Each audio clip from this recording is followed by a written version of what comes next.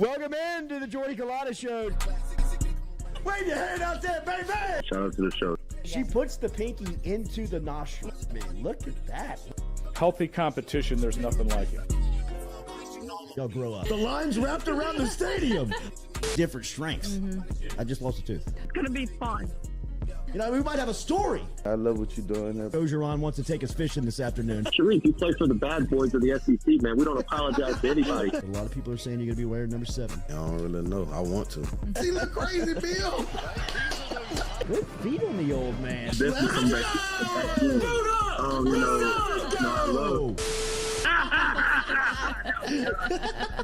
We'll be right back with the Jordy Culotta Show.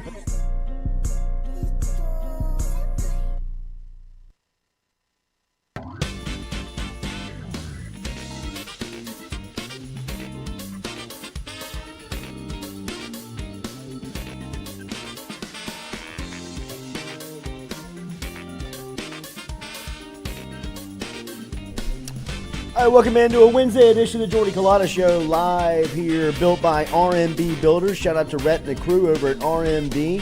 Happy belated 4th of July to you. Hopefully everybody had a good, safe 4th of July celebration out there.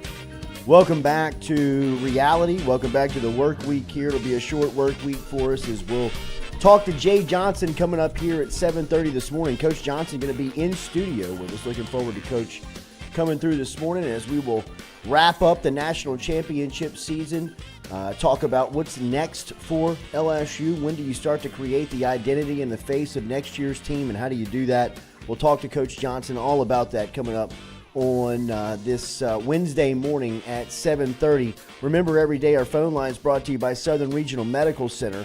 Same services as Metropolitan Health Group, just under a different name at Southern Regional Medical Center. Charles Harvey, Jason Ramazan, and the entire crew over there bringing you our phone line each and every morning here. Lloyd is here. We got Stewie here live on this Wednesday morning. Happy 4th. How was everybody's 4th of July? Pretty chill over here. Low key. Yeah, low key. Didn't do anything. Very low key. A lot of food. Lot I of ate food? a lot yesterday. Oh, you feeling it? A lot of barbecue, coach. That's not a bad day at all. Nah, not at all. I mean, you didn't go full chestnut. Oh, nah. You tried to cancel the barbecue. This man said, I'm eating today. He's got it. I mean, it's the only day of the year that he performs Yeah? in the public. But Joey Chestnut again, another. How old is he?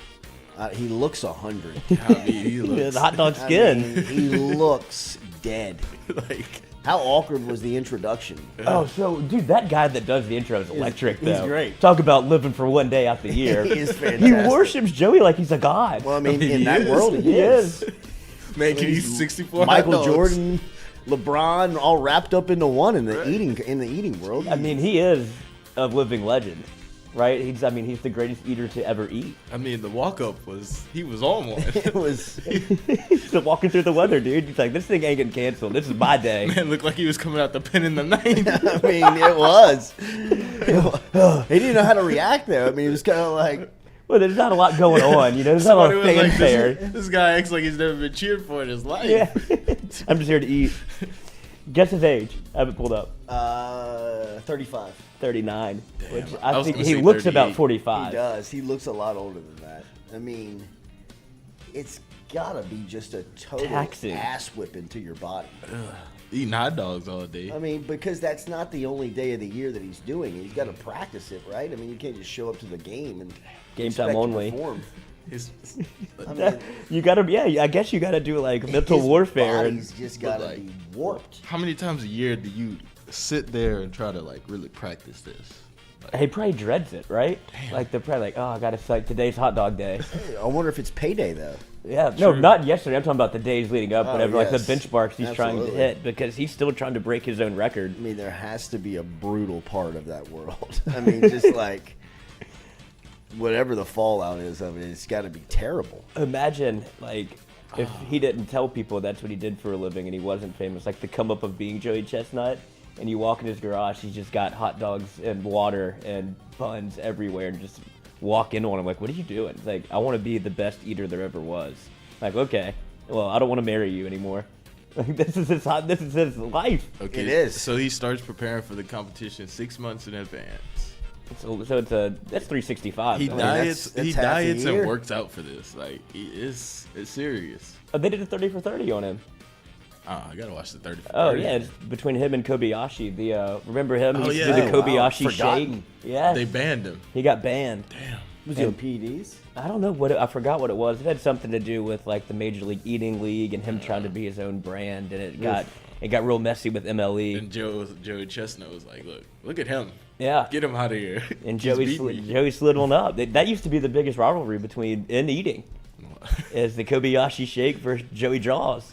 Wow. And now Joey's taking over the sport. That's a 30 for 30. Yes. It is. I think he comp- does like powerlifting. Like he really that's why he's in shape, but he just has to eat 670 hot dogs a year, at least once. But he said that's his Super Bowl. It's his favorite thing that he does. I mean, that's what a life, bro. Only in America. What a life.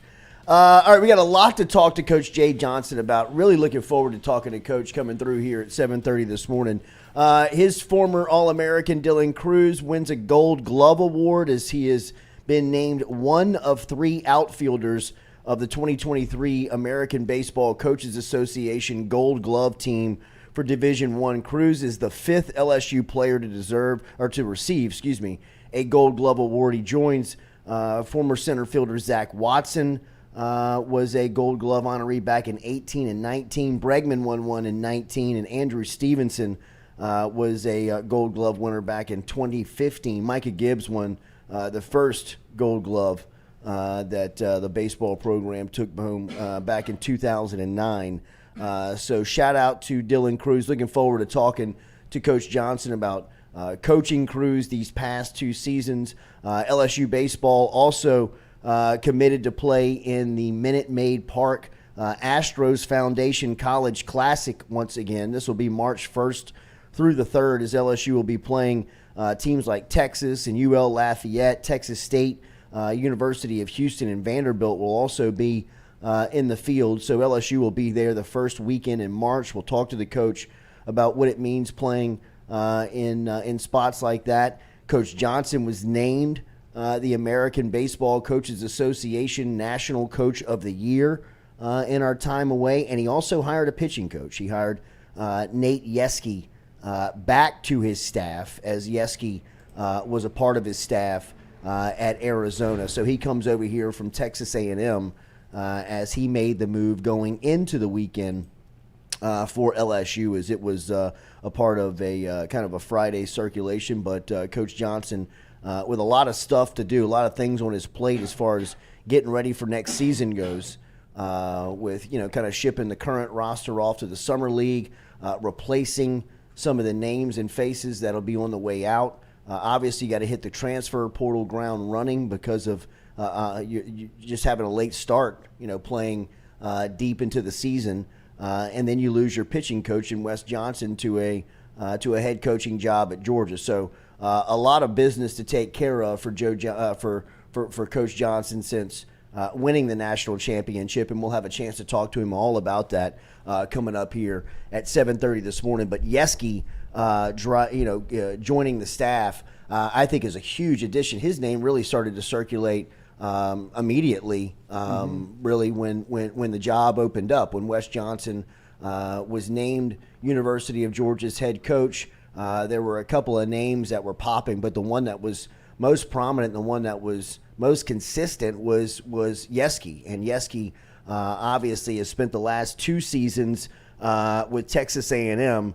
But prior to that, his 2 seasons before that, he was on Arizona's staff as the associate head coach and pitching coach, working with Jay Johnson. It was a hell of a coup for Jim Schlossnagle to land Yeske at Texas A&M. And look, A&M's staff was beat up this year, and they were mashed around, but they pitched it good enough last season to get to Omaha, right, in year 1 for Schlossnagle and for Yeske. And the thing that really stands out about Yeske, and he was a part of those Oregon State coaching staffs back in 2017 and 2018, where Oregon State had the team ERA under 2 and was one of the most feared pitching staffs, obviously, in college baseball. Their ace didn't make Omaha that season, and that was the year that LSU beat Oregon State twice to get to the national championship. But Geske is widely known as one of the premier coaches in pitching around the country, really at any level. He is going to come in, and the thing I believe that we'll talk to Coach Johnson about, that I think that the expectation for a guy like Geske is just to coach pitching, right? Like, I think Coach Johnson's got a specialty, obviously, in offense, and it seems like he's got a real passion for recruiting. I don't know how much the expectation really kind of floods outside of him for those responsibilities. So Geske coming over is going to be just a hands-on, all the time pitching coach working with his staff, and obviously with the guys that you're losing like Paul Skeens and Ty Floyd, two of the guys that were really bona fide starters in the SEC. There's a lot of work to be done on that pitching staff. Whether it's creating roles or getting guys in, or finding out where guys fit in. There's going to be a lot of work that has to be done on that pitching staff as far as creating the identity of what they look like next season. But I think it was a great hire. And I wonder, and we'll ask Coach Johnson, and I think this is one of the parts of the job that he probably really enjoys is, not losing coaches, but I mean, when you're losing coaches like he is to head coaching positions, that is a ultimate sign of success. I mean, I would imagine that Nate Geske in a couple of seasons will have an opportunity to at least run his own program if he wants.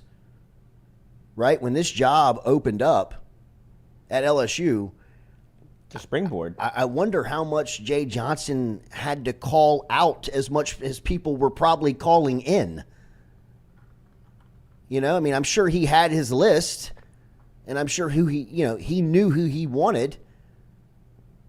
But I don't know if he's pitching as much anymore, right? I mean, I don't know if he's selling as much anymore. Great problems to have, right? I mean, if you're on your way into your company this morning and your company is very successful, the fruits of that, right? I mean, whether you were struggling at one point to get it up and moving, and now you have people that are seeking your services out, people that are calling you, wanting to know if there's any opportunities, if there's any spaces available for other people because of just the success that you're having. People see it, feel it. It feels like a first-class organization when you look at LSU baseball again. I mean, he's lost back-to-back coaches to head coaching jobs. Like you said, Jason Kelly goes to Washington. Now you have Wes Johnson go to Georgia. We had the guy go to Kansas last year, too. Mm-hmm. I mean, he's had all three of them. I mean, he's had three guys in 2 years become head coaches. It's almost like, Nick Saban, the offensive coordinator? Whenever that was just overturning every year. He had to go find somebody new. And it's when you get on the stages that they've been on, whether it be a regional, super regional, College World Series, you're going to start getting noticed more and more because you're on TV more. And it's like, oh, wait, look at the numbers that they're putting up. And I think the real testament and proof of, like, people aren't necessarily concerned about what the hiring process is for the LSU baseball program. If you would have gotten a Nate Geske 2 years ago or 3 years ago, LSU fans would have been ecstatic. And now that it's like steady as she goes, Nate Yeske's coming in. That's the real impressive part, that you're not concerned about hires. Like you said, you want people to come. People are almost knocking on your door. I'm sure Geske picked up the phone. They worked together in Arizona. Hey, you want to run that thing back all season? Yeah. Right? I mean, I'm sure that it wasn't a surprise to Jay Johnson that Wes Johnson got the Georgia job. Right? I'm sure that was discussed a couple of weeks in advance, or probably, before anybody was even talking about it. I'm sure that, you're getting offers, agents got a call and saying, hey, look, this Georgia job's about to open up and you're on the short list. I'm sure Wes Johnson's got enough respect to tell Jay, hey, look, there's some things that could be moving here that, I may be distracted a little bit, right? I mean, and Jay's probably There's no point in trying to hide it. Okay, cool. Yeah. Thanks for letting me know. Let me start putting my short list together. That's just kind of that's the coaching fraternity. Right, that's how it works, man. That's the wheel. That's how it spins. I mean, you just kind of you have success and people are coming to get you. I mean, think about how many offensive coordinators, how many defensive coordinators, coaches have been through. Nick Saban, I mean, Bill Belichick. I mean, obviously, guys that are having success that people want to emulate. They're going after your program, and look at what's happening to LSU. They've become this model program that everybody wants to cherry pick from. Everybody wants some of that. Everybody wants to get a piece of that. And I think it's a great sign of consistent success if people are consistently knocking on your door and hiring people out of your organization. I mean, it says two things: that first off, whoever's running the organization is a great identifier of talent and is able to find key people, bring them in, and have them succeed. And the program is winning. It is succeeding. It is accomplishing at the highest level. So look, I know that in a perfect world, you want consistency. You don't want turnover. You want to keep it as flat line as possible. But there's cost to winning. And one of the costs of winning is that the organization is going to have to replace personnel that is taken away from other programs that are looking to win. And that's what's happening to Jay Johnson right now. I saw where Coach Johnson was hired on and going to be sitting on the MLB set for this weekend's draft. I mean, I guess so. The first 30 minutes of the draft are going to be LSU. I mean, it's going to be an incredible parade for LSU baseball. Not to mention, I mean, you got Paul Skeens, you got Dylan Cruz, who seem like they're going to go 1-2.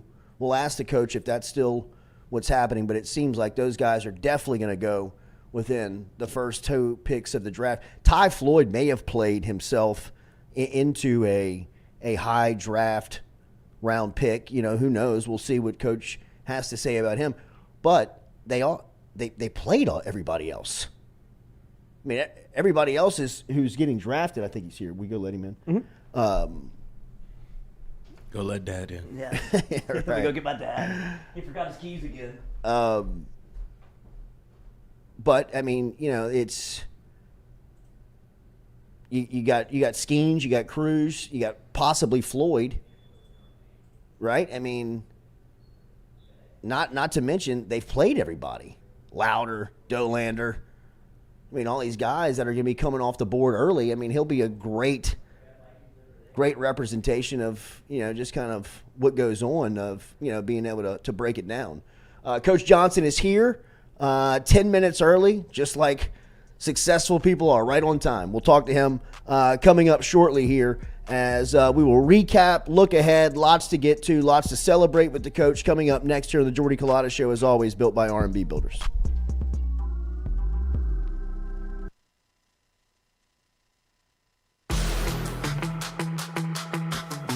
Donaldsonville Glass and Body, the trusted name in frame, body, and automotive paint repair since 1977. They have served their customers for over 45 years. You can find them online at dgbauto.com or stop in and see them Railroad Avenue and Division Street out in Donaldsonville, Louisiana. Look, they can help you with your insurance claims. They can make the repair process as stress-free as possible. I'm speaking from experience here. I've got numerous windshields, body repair, all done by Kenny and the crew over at Donaldsonville Glass and Body. They are, without question, the most well-equipped shop in the area. Stop in and see them today. Shop them online, dgbauto.com, or stop in and see the crew over in Division Street in Donaldsonville, Louisiana. Donaldsonville Glass and Body.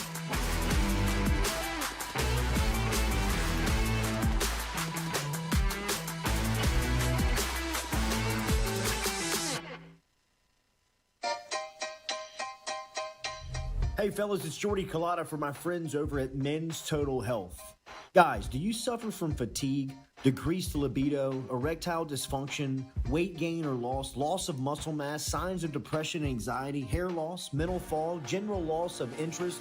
Then you might be suffering from low testosterone. Go see my friend Mike Roach and his great team over at Men's Total Health over in Metairie at menstotalhealth.net, online And stop in and see how they can change your life today. A simple shot and some knowledge from Mike Roach can get you back up, moving with your energy, get your sex drive back, build your muscle mass, make you feel young again. All online, menstotalhealth.net.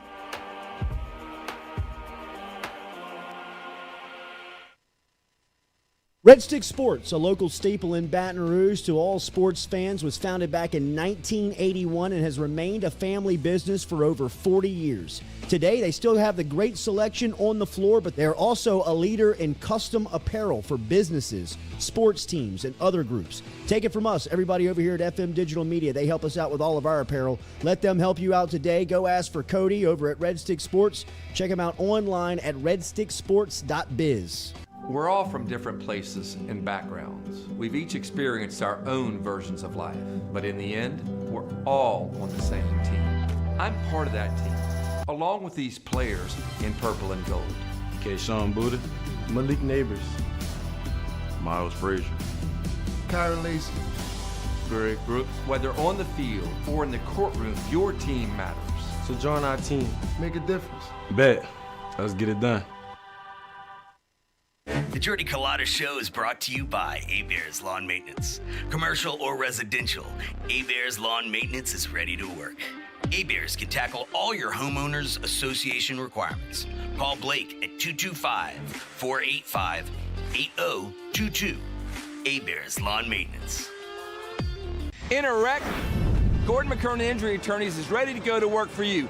Come meet your team.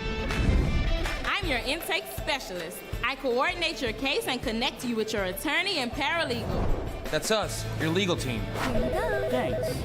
And we'll fight to get you every dollar you deserve. I'm your settlements and disbursement manager, and I'm here to get you paid on time. I'm attorney Gordon McKernan. Put our team to work today. Just call us. Get it done.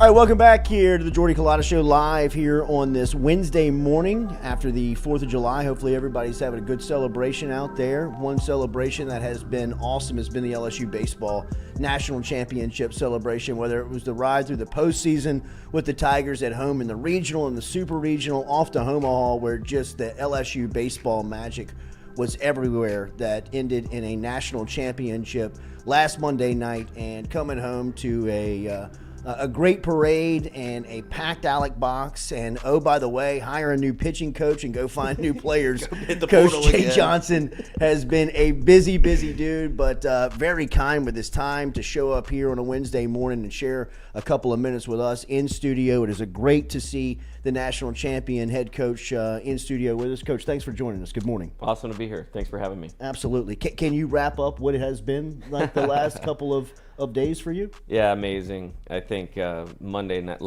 night was everything that you dream about, and seeing our players, their families, our staff celebrate a national championship was amazing. The celebration at the box was probably one of the best nights of my life, to be honest with you, and just seeing how excited our fans, the state, the community was with us winning the national title. It really hit home, like how special this place is. You know, the amount of people that just said thank you, to me, or thank you, coach, was honestly overwhelming. And so I've gotten to take all that in.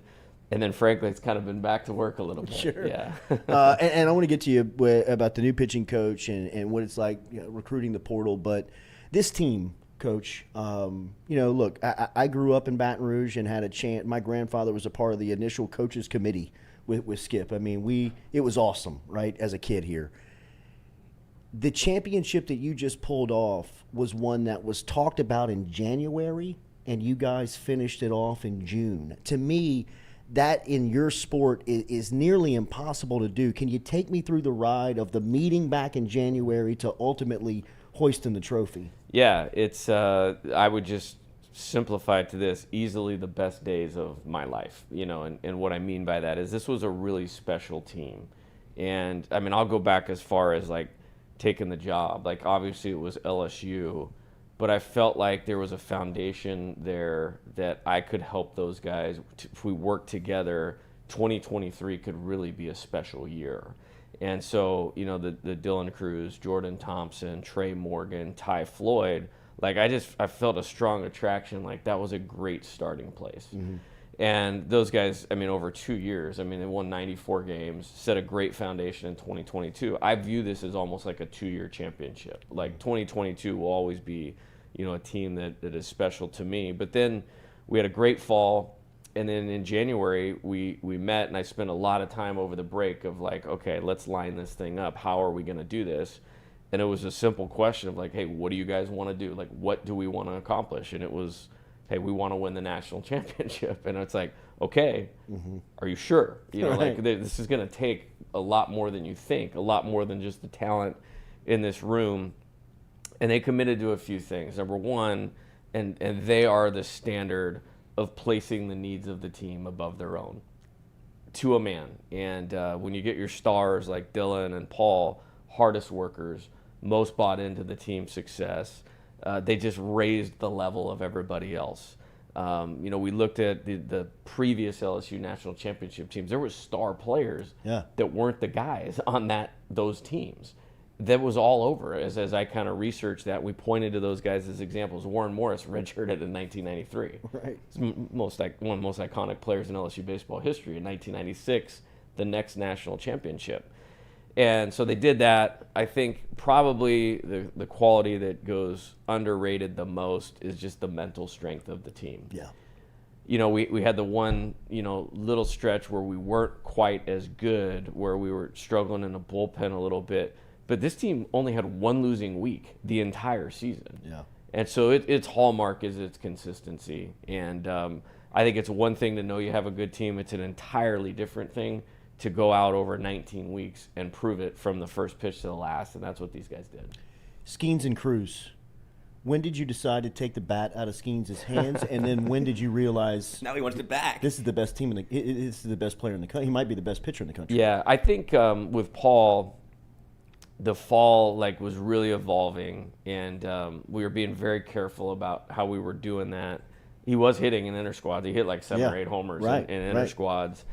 And then you could kind of see this massive ascent as a pitcher. We played one of our fall games against McNeese. He faced 9 guys and struck out 7. And I mean, it was whoa. This is completely different than almost anything I've ever seen. And then kind of the tipping point moment for me was in February. It was probably 10 days before the season.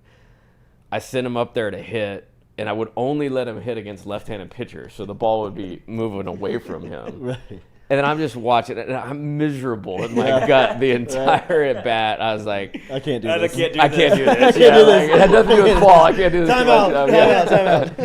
And I mean, Wes Johnson and I are looking at each other. I'm sweating, and it's only 48 degrees outside. And we never honestly really had a conversation about it. I think what I was seeing was how well he was recovering and the routine he was getting into as a pitcher, where this was turning into total domination all the time, including over our offense, which is one of the best offenses in college baseball history. So it just kind of matriculated to that. And one of my favorite moments of the championship game is in the top of the 9th inning. Okay, we're winning now. We're up 14. And I'm just smiling, and I wanted to get somebody in at bat. I wanted to get somebody in the field for the 9th inning, and I turn around and Paul's got a helmet on. I'm okay, man, you're the guy, you're the MVP of the College World Series. You needed to go down there right now. That was so good. You were out front saying when you took the job, Dylan Cruz meant a lot to it. Yeah. I think if you just turned on the television for Omaha, you would say, man, that cat is so good. Yeah. What was it about him that made him what he was, and then ultimately having the 2 years with him? Yeah, I mean, the tools, the talent, just the pure baseball ability is all that it is cracked up to be. Yeah. And I don't know that I've ever seen a player have it show up literally almost every day for 2 years. Right. So kind of back to that consistency piece. But for Dylan, the person is greater than the player. The humility that he carries himself with, that he plays with, the team first attitude, on top of being this once in a coaching career generational player, is really, really special. You won't have one person, for 2 years in that locker room that would have anything negative to say about him.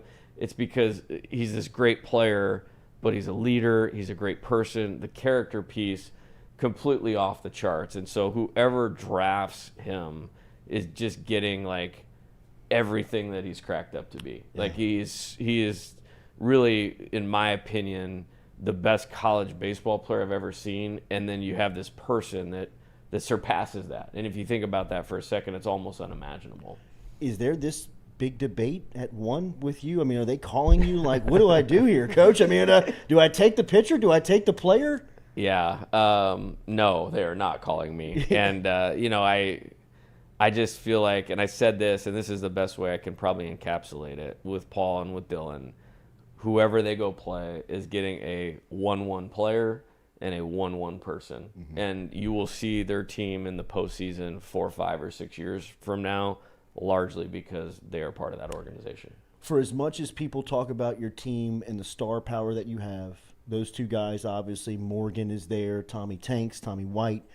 I believe that the fabric of the team is the Belosos, the Malazzos, the Thompsons, the guys that just every day it was somebody else. Josh Pearson steps up. When did you realize, like, I've got like this almost perfect mix of that? Yeah, it was an interesting thing to kind of put together. And one thing that we talked about going into the year, like going into the fall, was, in our history as a program, whether it was, Nevada, Arizona, the second year with players, not just the second year overall, but the second year with players is when we see the biggest jump from where they were to where they were going to get. And we feel like we got a good foundation in 2022, but if you guys stay with this and commit to this, like, we're going to see like a massive jump out of a lot of guys because everybody was in their second year. I think, with Cade, I'm glad you brought him up. Like, him getting hurt last year in 22, that was a massive blow to that team. Yeah. And nobody knew about it because he didn't have a great season in 2021. But, I mean, he was in a lineup opening night hitting 5th. But what a great, ascent. And I always knew deep down, like, he wasn't starting a ton at the beginning. There was never a doubt in my mind, like, we were going to get to where he was going to be right in the thick of it. Mm-hmm. And we just kind of had to work our way through it in a way that was best for the team and the program, and he did. And that's totally a credit to him. Gavin Dugas switched positions, and I really hope a pro team has paid attention to this. I mean, the guy had 44 home runs at LSU. I mean, he played like 5 different positions. Like, it's got to be somebody's like 6th to 10th round pick. Like, it would be complete disgrace to the MLB draft if he's not drafted. Like, I mean, but what a story, what a leader, persevered through a ton of injuries. Jordan Thompson, I mean, totally, maybe one of the most, I want to say, under the radar. There's very few players in the country that were important to their team's success in 2023 than Jordan. He had a phenomenal season defensively.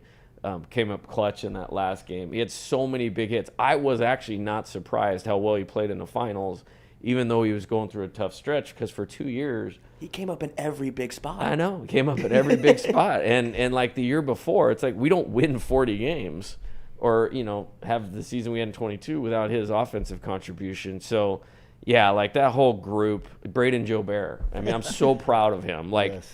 I saw him Wednesday when I got to the celebration. I mean, Monday night was crazy. Like, I mean, it was awesome. It's like everybody's having a blast. Right. And then Tuesday had to get back, and we flew back, and everybody was sleeping on the plane. And, we came back in on Wednesday. I saw him before the celebration. I was like, hey, time out, man. Can we just talk about your game on Monday night for a second? But that whole group, I mean, Ty Floyd, I mean, all those guys, like, really special group, and we're definitely going to miss those guys. I said in the moment, and I wonder what you thought of it then, the last regular season series in Athens, I thought your moment with Thatcher Hurd on that Thursday night was you making almost a statement that took me back to Skip, a statement he used to say, I'll sacrifice a loss for a win down the line. Is that what you did?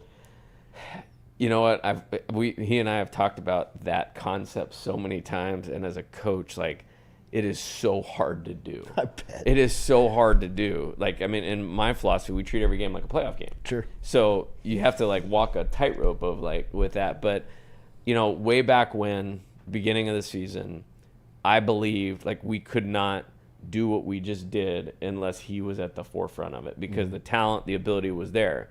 Now, it'd be really interesting if you actually went back and peeled back his season. If you take out the Arkansas and Tennessee game, he's All-American pitcher. This was a phenomenal season. Like, he had 8 wins, 3 or 4 saves, huge down the stretch, and no outing more important than that game right there. Honestly, if you want to go right then and there, I felt like he was the best guy to get us to the finish line. And what evolved from there, obviously really, really special, because that matriculated into a great outing in the SEC tournament. The performance in the regional after the rain delay against Oregon State is legendary. Like, that was an amazing performance. He didn't even pitch in the Super Regional because we were kind of holding him for Game 3. And then 3 outings in Omaha. And, you know, I mean, he got 2 wins. And what a performance. And, you know, he'll obviously be at the forefront of this thing next year. And we don't win a national championship without him. Yeah. One thing that I think will go unsaid about this championship when people look back on it is your connection to the team, your ability to touch your team in a way that a manager, I think, sometimes is undervalued and could be a little overvalued. The move to Beloso, I thought Pearson, Coach, I remember watching him in fall. The day I watched the only fall practice you had, he took Skeens deep. I thought, man, this guy. And then to see the way that you were able to kind of use him throughout the season and how much he meant at the end. Just your ability to have the feel for the team as a coach. How does that come about? That seems like that's a skill that's, you know, people really yearn for. I really appreciate you saying that. And it was easier in one sense, because we had such good player leadership, such good buy-in out of the players, and we had good players. And when you have good players, your decisions look a lot better. But, like, with Josh, I mean, he is so, like, about the right things. And he's a really, really good hitter. And so kind of the decision to go to him was as simple as this. Like, I'm looking at the construction of the whole team, and you got explosiveness out of Dylan, out of Tommy. Travinsky was really coming on. Like, what a great back half of the season for him. Like, we had the firepower. So when you just looked at Josh on its surface, it's like a quality at bat, move the offense, play great defense in left field, and he made arguably, one of the biggest plays of the championship series, catching that ball from Langford. So that just fit, and it was time.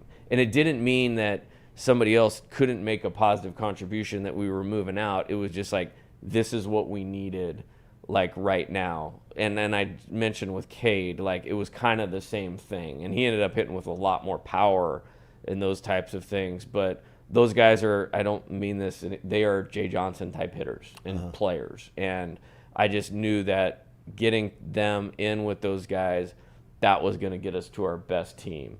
And, as far as the connection part of it, it's like these guys make it easy. Like, the buy-in part of it has been phenomenal. And I'll take it again back to 2022. It's like, okay, look, I understand we got to earn your trust, but we're going to waste time if you feel this out. Yeah. We're going to waste time. We can't afford to waste time.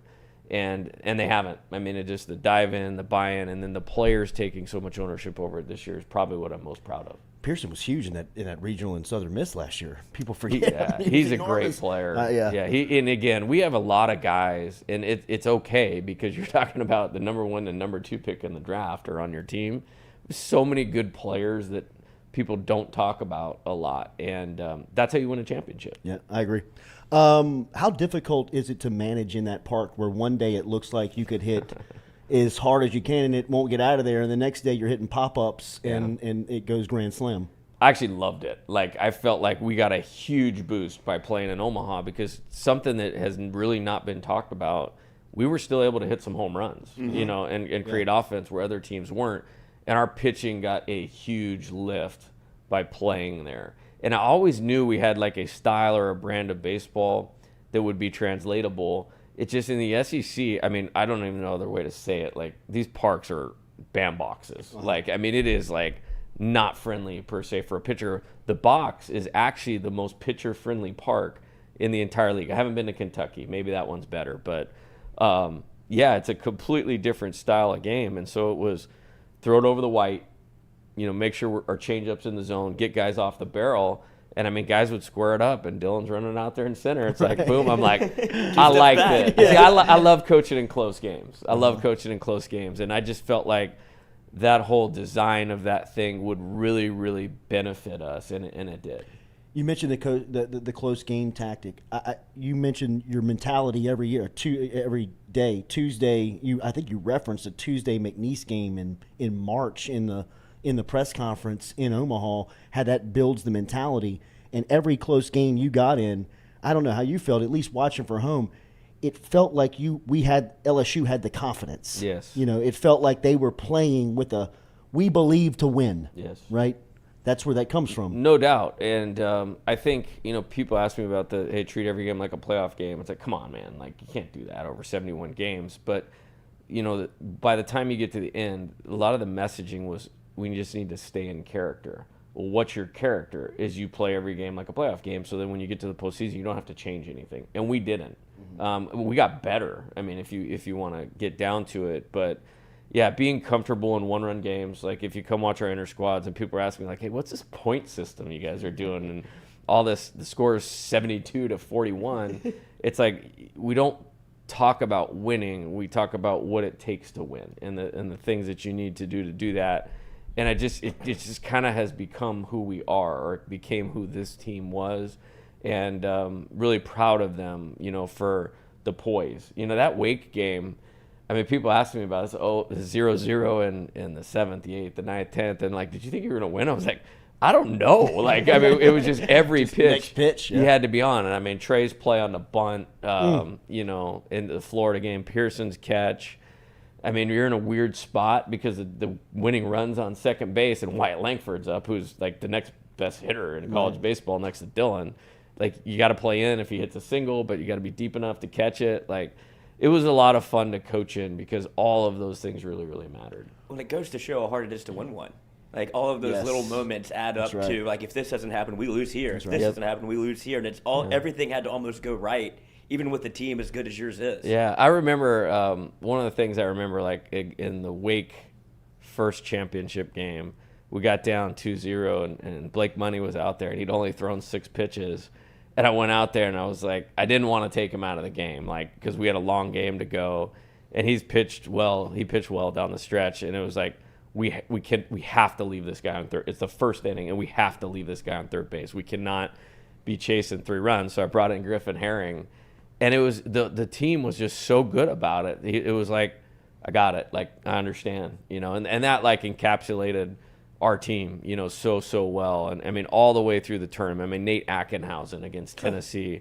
I mean, Riley Cooper. I mean, like, that dude deserves a statue. I mean, like, number one on your speed dial. Hey, I'll tell you what. Like, I mean, I didn't know until a couple of days after the fact. I was like, wait a minute, was he the MVP or like was he on the all-tournament team? No doubt about it. And then Ty Floyd, when I struck out 17, and like stole it from him. But I was like, when has a pitcher like been a part of like 5 of the 6 wins in Omaha? I mean, what a performance by him. It's unbelievable. Yeah. I mean, he became Mr. Reliable. Yeah, I mean, and hey, like, we've had a great 3 years between the last year at Arizona and these two, and won a lot of games, and he's been a part of that.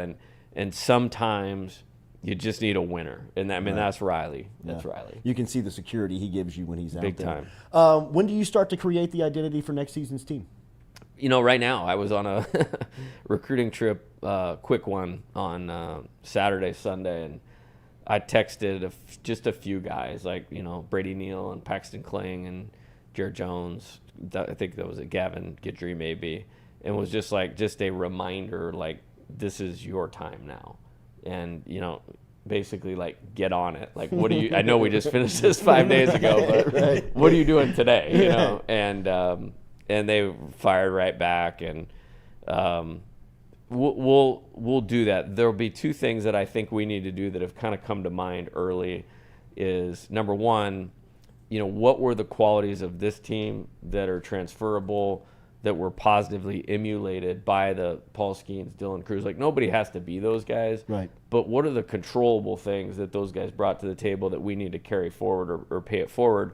And then there's also going to be an element of, like, the best thing next year's team can do is forget this year. Uh-huh. And so we're going to have to, like, blend that, and really, really looking forward to that challenge. Yeah.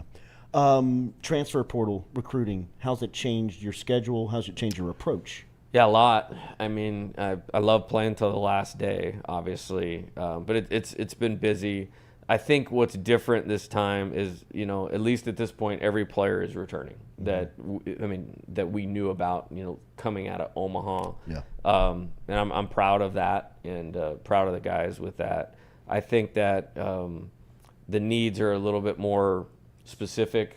We have a smaller high school class this year because I believe in Jared Jones, Paxton Kling, Brady Neal, a guy like Zeb Riddell, who redshirted this year. I mean, he's got a lot of talent. McPaul can be a winning type player. I'm leaving guys out. The pitching staff is in a much better starting point. Uh-huh. Think about all those guys that pitched in Omaha that got experience, that have the ability to return. Now, with that being said, you cannot win or get to Omaha unless you have an old team with future major league players on it. And we have some of those, again, on this team, but there's still some things that we need to make sure we're in the best position possible, and we're working hard on that right now. One of the replacements that you had to make was your pitching coach. Wes Johnson accepts the University of Georgia head coaching job. You've turned in to your assistants. Really, it has become a beacon of success, which I know is a sign of a successful program. If you look at programs like Alabama, they go through offensive coordinators every 2 years. That's a sign of enormous success. What are the qualifications you're looking for in the replacement, and what did you find in Nate Yeske, a guy that you're very familiar with? Yes, the qualifications are, we need one of the best pitching coaches in the country at LSU. I mean, it has to be one of the best assistant baseball coaches in the country, and that's what Nate is. I mean, frankly, he would have been here at the outset had the timing been a little bit different. I mean, Coach Schlossnagel got the Texas A&M job about 10 or 12 days before I got to LSU, and they were in conversations about that. We were in Omaha, and so and this thing materialized for me like so fast. It came from nowhere to, hey, we're going to LSU. And the day before I was officially offered and accepted the job, he went out to College Station, and I didn't really know that this was going to happen. Wow. And there was a lot going on, and so I called him as soon as this became public and was like, hey, like, this is here for you if you want to do it. But he's a good guy and man of his word. He'd already accepted that position. So frankly, it was just timing, at the beginning. Now, more than anything, I think two things really stand out about Nate is, A, know what I'm going to get. He's been through the SEC here for 2 years. Talking about a guy that's been to Omaha 6 times, won a national title. Yeah. He's one of the best pitching coaches in college baseball. But I think there's a commitment level, and you never can promise anything, but I think we have some staying power, knowing that how well we work together, and I'm really excited about that. You brought up Gavin Guidry. He's another versatile player for you. People are familiar with him, watching him at Barb, how talented he was as a fielder and his hitting as well. How do you monitor his offseason? How do you use him? How do you develop him? Yeah, we're trying to get about 15 pounds on him in the weight room to withstand the potential of going back and being a two-way player. His really good infield skills. He's a great runner, which I'd like to add some of that dynamic to what we do on offense. He's a great competitor. He's going to have to get stronger as he's working to move the bat, to impact the baseball. The pitching thing's special, though. I mean, you're talking about a guy that, if that's all he did, I mean, you would immediately, kind of like Paul, you would see the velo spike with that added strength, and then, he might be able to start. He's already one of the best closers, if you will, in college baseball. So we're going to give it a go in the fall, be very deliberate about protecting his arm. You may actually not see him on the mound very much in the fall to make sure we're saving his bullets, if you will. But we're going to go for it and see what we can get to. But he's a winner, as a team guy, and ultimately we'll make the best decision for him and his future. How cool is it to experience this at LSU with Skip Bertman and Paul Maneri there in Winter Circle with you? It's the best. I mean, honestly, like, I've said this before, like winning the national title is like the best part of being the coach here for me is those two guys. Like getting to have a relationship with Coach Bertman and Coach Maneri. Man, I'm gonna remember these days like that we're in like right now for the rest of my life. Sitting at Skip's kitchen table, and talking and being on the phone 3 or 4 times a week. Coach Maneri, I mean, I can't thank him enough. Like the transition of doing this was really, really easy because of his hand and helping with that, those conversations, and getting a chance to be with both of them in Omaha. Skip in the first game, and then Paul after the championship game was amazing. And they just have a perspective that nobody else like in this town like has that's amazing to be able to go to, and I'm very thankful for those guys. Loved what you did with the students in the regional, in the super. That was fantastic, man. I mean, it set an atmosphere and really kind of brought the box alive. What do you make of your facility? I love it. It was this blend, and I remember being in the interview and was asked about it a little bit by Scott and Dan and Verge and Stephanie Rimp at the time. Like, what do you think about it? It was like, I can win with that. Like, I want you guys to know I can win with that. Now, being out here with that being said and seeing what some other programs are doing, we're in a little bit of a catch back up mode. But what we have that nobody has is those fans. And those students were a huge part of that in the super regional. It is still the best game day home field environment in college baseball. And that's what players can always expect here. Now we're going to try to keep, pushing forward. I mean, Kurt Ainsworth and Marucci, they're really helping us out. We're trying to push forward that indoor development center, where indoor infield. Nobody told me how much it rained here when I came here in the fall. You became a weather expert. Yeah, so so we got to get that building built where we have an indoor infield and drop down cages, make the existing cages a pitching lab. Like we got some work to do, and I think I'm really excited to get that done. You are masterful at what you do. I think you deserve the national championship now, and moving forward, you'll be known as that. How much do you have to sell what's going on, or how much? Like when that pitching job opened up, I said this just kind of speculatively. I'd imagine that you probably had 100 voicemails, kind of saying, "Hey, coach, I want in." Right, even though your short list was made, how much is that happening now?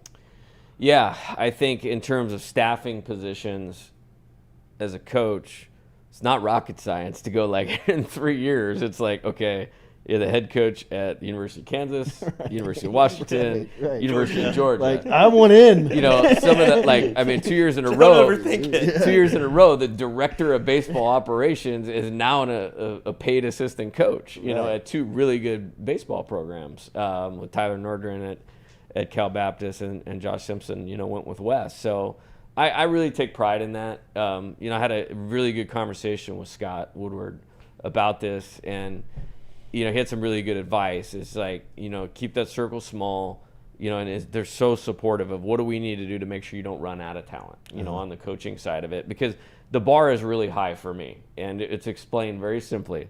I'm either the best guy in the world to work for, or I'm the worst guy in the world to work for. And maybe the answer is somewhere in between, but I love seeing those guys have success. And, when I think about this championship, so many people contributed to it. Obviously, Wes and Josh Jordan and Mark Wanaka, who is one of the best assistant coaches in college baseball. Nobody ever really talks about him.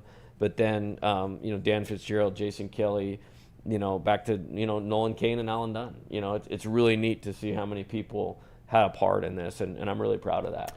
Wanaka's responsibility, I think, goes a little undervalued. You mentioned him in the postgame so many times of having your guys in the right position, and coach, in a place that looked like a vacant parking lot, your guys were standing in the right spot a lot of the times, man. Yeah, he's really good at it. And what I'm privy to is the process of how that actually happens. I mean, you're talking about a guy that will literally watch every ball in play for the entire season for the hitter that is up to bat, and then have it charted, and then we'll spend time together as a staff. And our staff did a really good job in the postseason. Like, we met at 8:30 every day, and it was kind of funny. One of the cool things about Omaha was after we won against Tennessee to eliminate them, like, we walked back in the meeting room, and then we would just erase the Tennessee side of the board with all the report stuff, and the players started clapping. And then we did it with Wake, and then on Monday night when we did it with Florida, I mean, like, that was one of the coolest things. I'm just so proud of those guys, and they really contributed. Like, and you mentioned Mark, he'll be here going forward as that fourth assistant coach or third assistant coach, and that's a good thing for us. When did you feel it?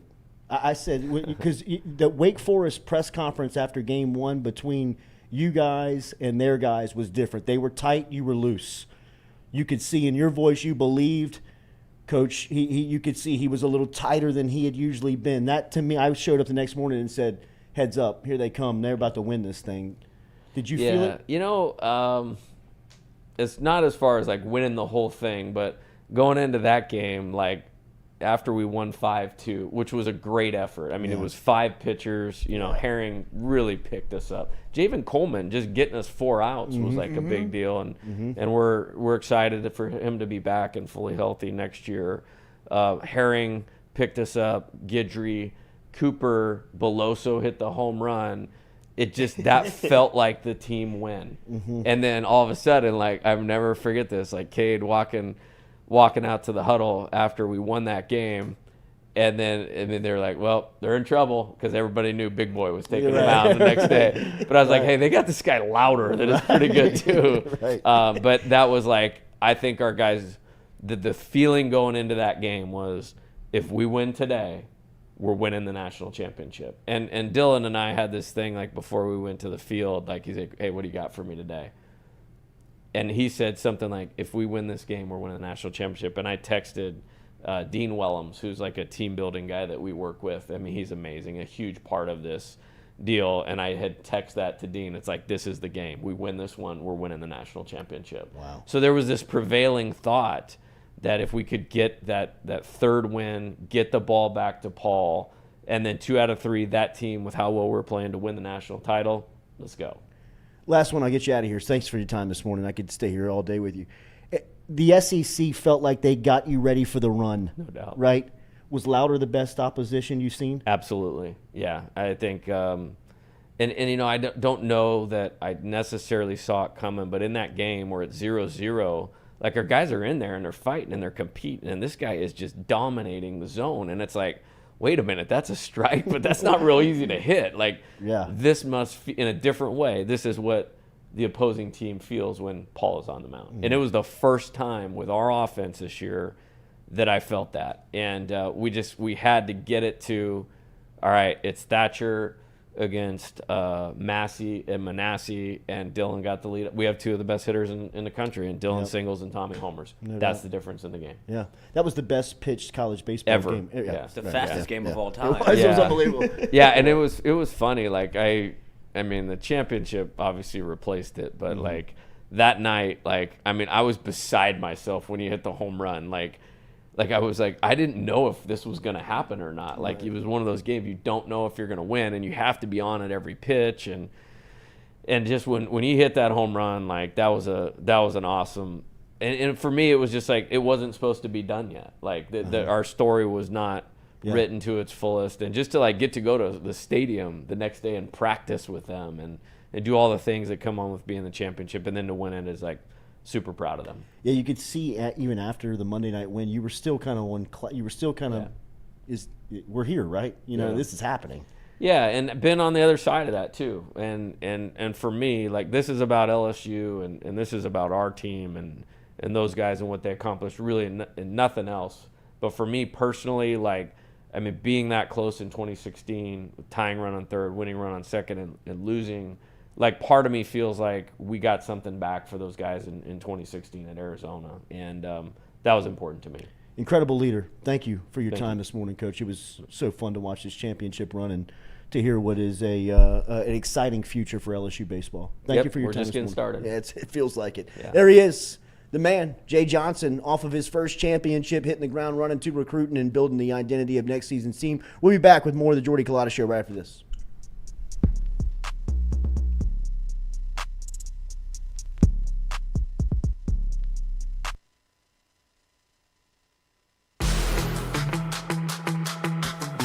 Donaldsonville Glass and Body, the trusted name in frame, body, and automotive paint repair since 1977. They have served their customers for over 45 years. You can find them online at dgbauto.com or stop in and see them Railroad Avenue and Division Street out in Donaldsonville, Louisiana. Look, they can help you with your insurance claims. They can make the repair process as stress-free as possible. I'm speaking from experience here. I've got numerous windshields, body repair, all done by Kenny and the crew over at Donaldsonville Glass and Body. They are, without question, the most well-equipped shop in the area. Stop in and see them today. Shop them online, dgbauto.com, or stop in and see the crew over in Division Street in Donaldsonville, Louisiana. Donaldsonville Glass and Body.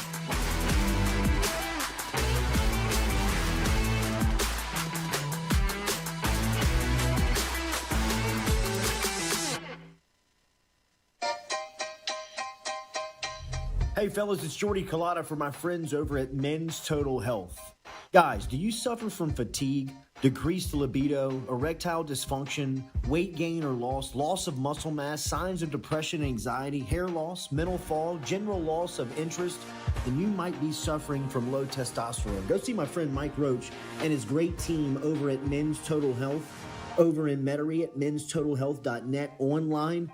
And stop in and see how they can change your life today. A simple shot and some knowledge from Mike Roach can get you back up, moving with your energy, get your sex drive back, build your muscle mass, make you feel young again. All online, menstotalhealth.net.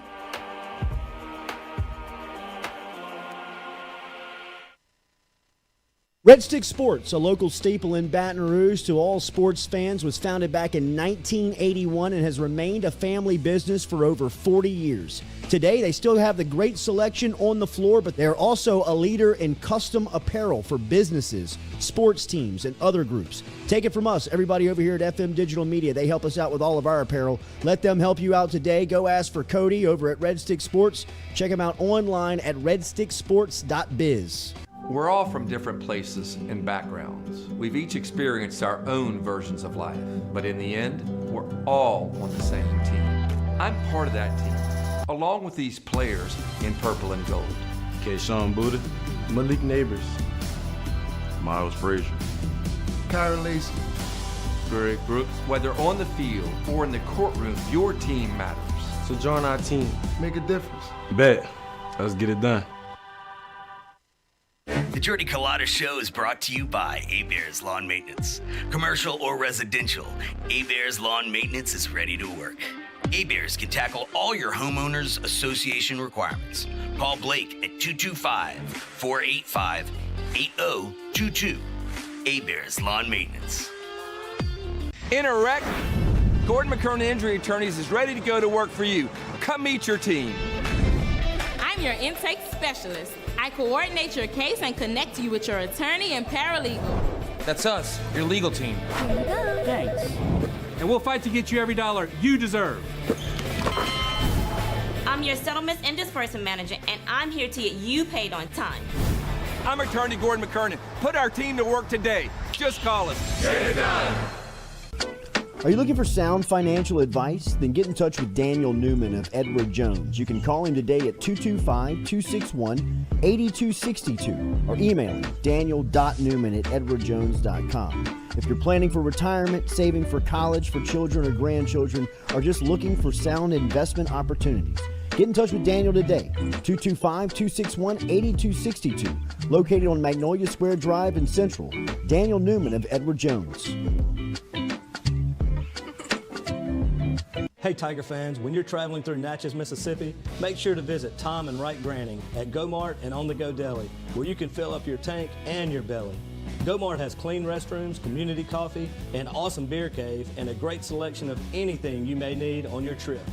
Located at 4 Sergeant Prentice Drive as you're entering Natchez on the left. Also stop by Wardo's Po' Boys at 309 North Broadway on the beautiful Natchez Bluff, where the Po' Boys are so good you'll swear you're in Cajun country.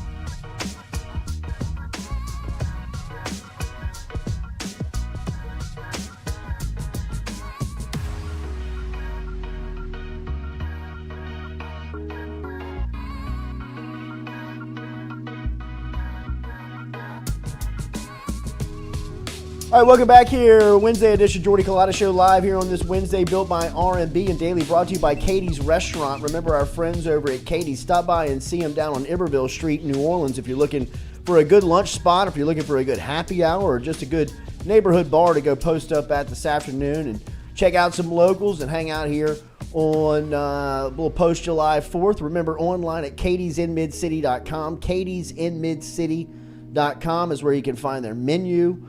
You can look at all of the selections over there. Been around since 1984. As we said, located on Iberville Street. katiesinmidcity.com. katiesinmidcity.com is where you can find them. And they are located on Iberville Street, as we said.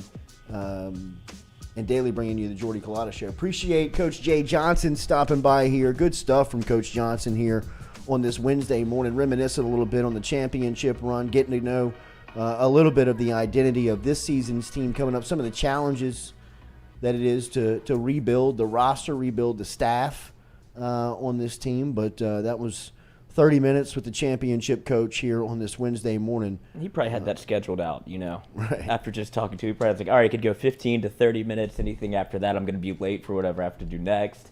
Seems like every day he wakes up with like an actual plan, which is wild to me. It was just kind of wake up and let every day punch me in the face and see what happens. I mean, let life live.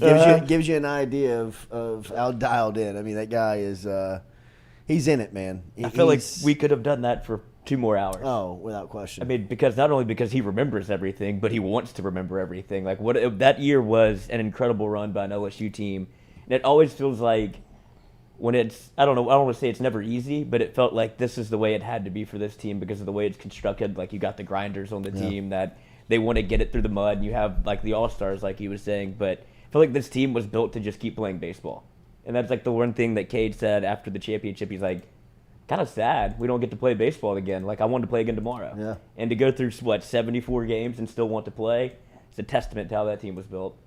Not all LSU baseball news around here. LSU recruiting from football standpoint picked up a big offensive lineman over the weekend as the Tigers picked up another commitment to the class of 2024. The 18th commitment is a 6'7", 300-pound offensive lineman named Ethan Callaway out of North Carolina. He chose LSU over Florida, Georgia, and Penn State. He's the number 18 offensive lineman rated in the country. He's the number 5 overall player from the state of North Carolina, and as we said, gives LSU 18 commitments to the class of 2024. Coach Brad Davis, offensive staff continue to clean up on the offensive line, have totally changed the identity of what the offensive line looks like in just 2 years. I mean, has gone from a position where last year at this time, LSU was sincerely wondering who they were going to play. Nobody knew whether or not Will Campbell and Emory Jones were going to respond that well as true freshmen. I think we all anticipated them playing, right? And everybody was saying that Campbell was going to be a play one, game one starter, and that Emory Jones wasn't going to be that far behind. But nobody had them playing that consistent all season long where they'd be able to handle the rigors week in, week out of SEC competition. And the output that they got from that unit, being able to find the best 5 and then recruit and bring in the amount of quality offensive linemen like they have in just a short time. I mean, I really do expect a couple of these freshmen, including Lance Hurd, to push for early playing time. And you wonder where. Well, I think that there's some versatility, in guys like Emory Jones and even guys like Lance Hurd that he's probably going to be one of your top 5 players at that position. And you continue to bring in guys like Callaway, who we said is a 4-star offensive tackle. I mean, the offensive line identity shift and recruiting is one of the biggest stories under Brian Kelly that has been produced at LSU football. And I know that people talk about it and it gets a lot of attention, but I mean, it's wow. I mean, it's big time what they have done on the offensive line and totally just changed the perception of that unit at LSU. I mean, last year, I mean, it was just, it was. You didn't know what you had. You didn't. They had no idea who they were going to play, and for two of them to come out of the season as freshman All-American, you've got, you've got guys that are coming back now with valued experience. You've got some consistency at center. You've got some young guys in the pipeline that have redshirted or played some spot time that now give you, what feels like 7, 8, 9 names that you can depend on. That's how you win. Now, you've got to do that on both sides of the line of scrimmage, where you've got to have, a rotation that runs 7, 8, 9 deep on the defensive line as well. But if you can get line of scrimmage play where you've got depth and quality depth of what LSU is building on the offensive line. Look, I don't know much about Ethan Callaway out of North Carolina. I know he's 6'7", 300 pounds, and had offers from Georgia, Penn State, and Florida. That's a good sign. And if he's choosing LSU over all of those schools, then he's not scared to compete, because it's not like LSU's hiding the depth chart from him on his visits. He sees what's in front of him. He knows what's being recruited. He knows what's coming in his class. And for what LSU has built in just a short time on the offensive line, that's how you win championships in college football. You got to get the quarterbacks. You got to get the wide receivers. You got to get the DBs. But you can have those guys all day long like LSU did in the mid, 20 teens. Where they got it. They got all they got Fournette. They got Dupree. They got Brandon Harris. They got all the guys. They had no lines of scrimmage. They had no offensive line. And, to me, it's as important. You can't outweigh one with the other, but one thing that LSU's consistently missed on has been the line of scrimmage play, and they're not missing any more in the offensive line of scrimmage. And it looks like that defensive line recruiting will come around at some point. Well, you're getting your biggest recruit back, right? Sure, in Mason Smith. And the number one recruit in the state is a defensive lineman out of Acadiana.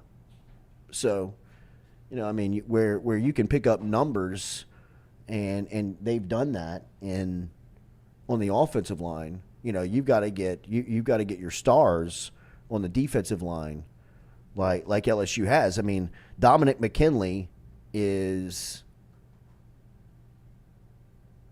a must get. You cannot miss on a guy like him, right? Ethan Callaway is fantastic, but I know that they had a defensive lineman out of Duncanville, Texas, Alex January, who seemed like an LSU lock, pledged to Texas. You're not going to get them all, right? But no, you're not. But I think what the most impressive thing is what you hit on was where LSU was at the end of 2020, 2021 with the offensive line and what it looked like, and how it just seemed like this is going to be a 3 or 4 year process to be able to get these guys or be able to get numbers in the room that can at least play. And when you have, and Shade talked about this last year, it's not every day that you have somebody like a Will Campbell and Emory Jones that are in your backyard.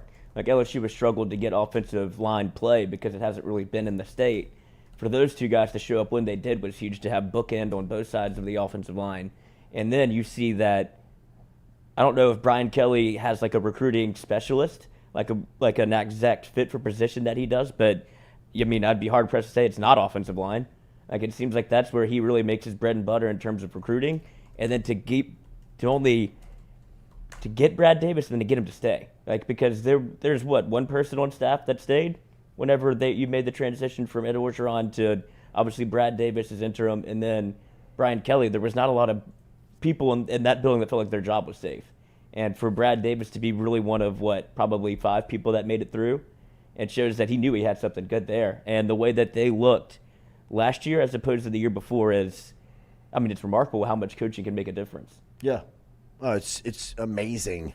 I mean, really, on just some of the things that have been cleaned up immediately within LSU football, none more glaring and more evident than just the offensive line. I mean, it has become a position of strength for LSU after being just maligned. I mean, like it was overlooked. It was a position where you didn't trust any names that were on the board. You didn't know if they were in the right spot or not.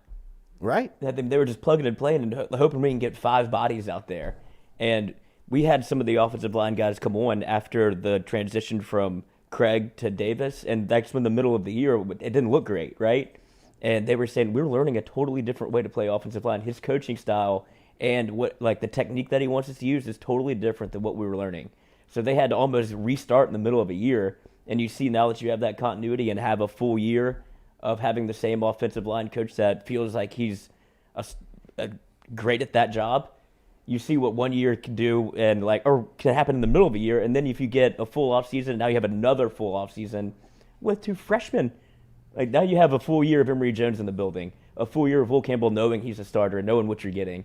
Like they're only going to you would hope that they get better, which is hard to say. And look, I am very speculative about the ability of offensive linemen to be able to translate from high school into Division I SEC college football.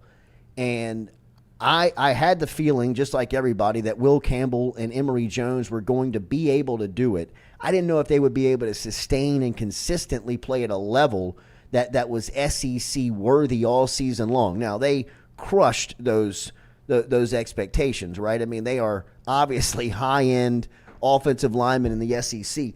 I think they got another one coming in Lance Hurd. Like the same type of player. One that is physically gifted enough to make the transition. That's the part that has to, like that's non-negotiable, right? Like physically, you got to be Campbell. You got to be Jones. You got to be Lance Hurd, right? Where these guys are just mountains of teenagers. I mean, they're 18 years old and built like grown men, where they can sustain the physical beat up of the Southeastern Conference that is evidently going to happen. It doesn't matter what what classification you are, whether you're a freshman or a senior. The week in, week out grind of the league is going to kick your ass. And they had 2 freshmen go nearly bell to bell last season. Campbell went first game to the last game.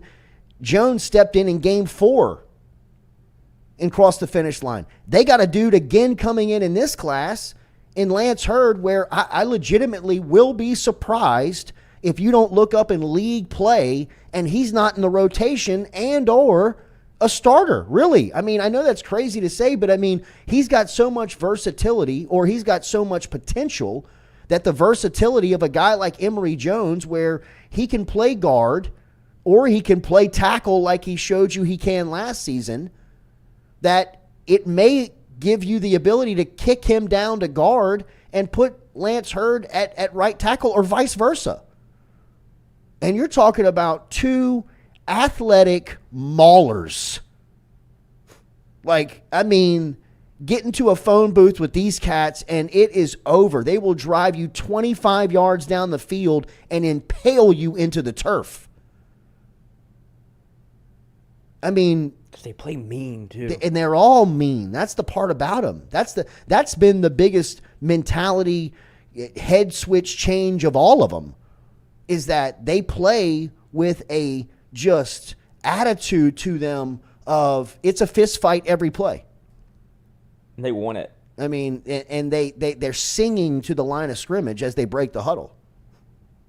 I mean, this is they would rather be nowhere else. And Hurd may be arrogant and confident more than any of them. He's the guy that told Brian Kelly and Brad Davis that he was coming in to play left tackle at LSU. Like, I mean, there does feel like one position that's a little off the table at LSU for the next couple of years. Left tackle seems to be one of them. I mean, when you got a guy like Campbell that steps in day one, play one, game one, and starts and never gives the spot up, I mean, like, it's going to take a Hall of Famer. It's going to take an All-American, an all-league player to unseat him. Lance Hurd grew up with Will Campbell. They've been teammates the last 4 years. He believes he can take his spot. We all laugh at that. Deep down, Brad Davis loves that. Brian Kelly loves that. That you got a guy that can step into the room that physically looks like Lance Hurd, and he's got an attitude to tow along with it. Oh, by the way, he thinks he can take your best player spot. I mean, some of the stories on Will Campbell on how obsessive and how just he owns his position. You know, I mean, like when there was a lot of Tremont Shorts being drafted out of the transfer portal last year, there's a lot of stories of Will Campbell calling everybody up there. Brad Davis, Frank Wilson, Brian Kelly.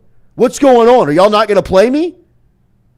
Why are y'all recruiting it? They're like, dude, we have to have depth. I mean, like, would you just calm down? Nobody's giving your spot away. I mean, Campbell is obsessive about football. So if somebody walks into the offensive line room and says, I'm taking your job, you want a pissed off, motivated Will Campbell every day. That only makes everybody better, the whole team better. So it's not only the players that they're bringing in, Callaway, Hurd. It's a mentality that's now taking over the room, that now is being set for the next wave of classes that come through. And that's ultimately how you build programs. I mean, you know, where LSU's DB room for a decade plus has had that mentality. If you step in it, you're in a frat. The running back room felt like that for a while, where it was high praise to be the mail carrier at LSU. I mean, it came with some cachet, right? I mean, it came with a fraternity. It came with a list and a wall that you looked at and said, wow. I mean, dating back to the 90s, they've had a dude. And you're next. You start developing that mentality. The defensive line had that in the early 2000s, where Kyle Williams was passing it along to Glenn Dorsey, Dorsey to Ricky Jean to Drake Nevis. I mean, it was dude after dude after dude. You start getting that mentality on the lines of scrimmage with both your offensive and defensive line, and that's how you stay and play for championships. It's fun to dip in there once every 6-7 years and get you a championship. You start playing with that type of mentality and pumping out those players on offensive and defensive line, you're in the Final Four every year. And if you're not in the Final Four, you're in the top 12 every year for sure. You're in the tournament. And LSU has flipped recruiting of the offensive line on its head. I mean, LSU was a place just in recent memory that was a offensive lineman's freezer. You'd go there to die. Nobody ever heard about you. There were no draft picks coming out. There was no recruits coming in. The state was always vacant of offensive line talent for some reason. When they did have an offensive lineman, he didn't go to LSU. That's changed. I mean, that reputation, it was there a year ago. I mean, and you hope it trickles back to the quarterback, right? If you're able to get that sort of protection from the offensive line, then it makes your job so much easier. Where you saw, and obviously everybody's going to talk about Jaden Daniels and how he plays the position, but I feel like him only having a finite amount of time going into the year as being named the starter, That's why you saw him probably run a little bit more than what even he was accustomed to. He ran on the first play of the game against Florida State. Like this is my move because I don't know what we have in front of me, and I don't know the offense as well as I will next year at this time. Now your offensive line's better. You know what you're doing behind the offensive line. That's where you'll see the advancement of Jaden Daniels as a passer who thinks he can win a Heisman Trophy. Like if you talk about confidence, that's the best. That's the most confident you can be, at least in yourself. Zalance Hurd 6'6", 310. Wears it like a supermodel. I mean, like, physically, he's ready to go. Physically, he's Emory Jones and Will Campbell. It's just really impressive to see what they've done on the offensive line, man. They picked up another one last week in Ethan Callaway, another 4-star offensive tackle from North Carolina, a top 5 player in that state, a top 20 player at his position group nationally. Brad Davis, Mike Denbrock, Brian Kelly continuing to clean up. Are you really that big at 18? On the offensive line. It's amazing to see what they're doing, man. It really is. They also picked up a commitment, not sure if we mentioned this last week, but 4-star wide receiver Michael Turner committed. He's out of John Curtis High School. Curtis doesn't have the reputation of throwing the football, so when they have a wide receiver, it usually means something. I look at the offer list when talking about recruiting. He had offers from Georgia, Auburn, and Ole Miss. So for LSU to pick up that commitment seems like a big one. Coach Cortez Hankton and Frank Wilson, both lead recruiters on that New Orleanian. So if they both sign off on it, I'm in. Curtis wide receiver Michael Turner, another added to the class, a skill position player for LSU in 2024. They also offered J.D. LaFleur, who is the son of former All-American David LaFleur, former tight end for LSU, went on to play and have a successful career in the NFL. So right now, as we said, June, always kind of recruiting season for LSU. LSU handing out offers and getting them in the boat right now as far as commitments go. So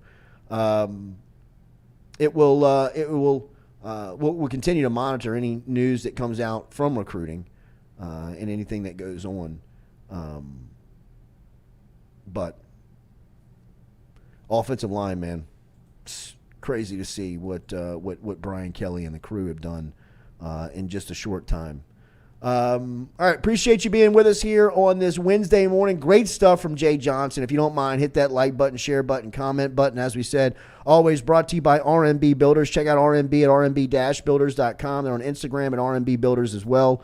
If you want to follow them on social media, they got great social media over there at RMB Builders to keep up with everything that they got moving here on this holiday week. So if you want to check them out here in the summer months, get in touch with RMB. RMB-builders.com.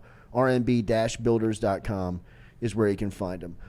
Enjoy your Wednesday. We're back with you tomorrow morning, 7 a.m. Mic'd up, coming up today. Mic'd up, 6 to 8. 6 to 8 o'clock this afternoon. Make sure and follow them and give them a follow on social media and keep up with the crew over at Mic'd Up. Have a great Wednesday. We're back with you tomorrow morning.